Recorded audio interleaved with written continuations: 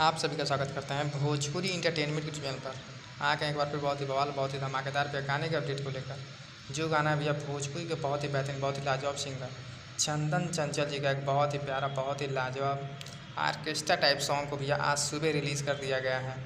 जैसा कि आप सभी लोग स्क्रीन पर देख पा रहे होंगे। जिस शानदार और लाजवाब भैया गाने का नाम है साइलेंसर सटावता।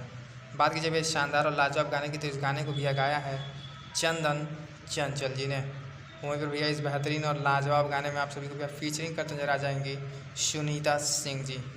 अभी तक यदि आप लोगों ने इस शानदार और लाजवाब या आर्केस्ट्रा टाइप गाने का आनंद नहीं लिया है, तो जो आप लोग इस गाने को भैया सुनने के लिए DRS म्यूजिक के ऑफिशियल चैनल पर जाकर इस शानदार और लाजवाब भैया गाने को आप लोग प्यार के साथ दीजिए। गाना का लिरिक्स अच्छा है, बहुत ही बढ़िया गाया है चंदन चंचल जी ने।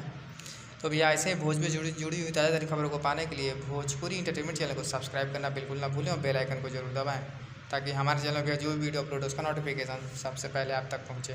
तो फिर मिलेंगे ऐसे ही बहुत धमाकेदार अपडेट को लेकर। तब तक जय हिंद, जय भोजपुरी।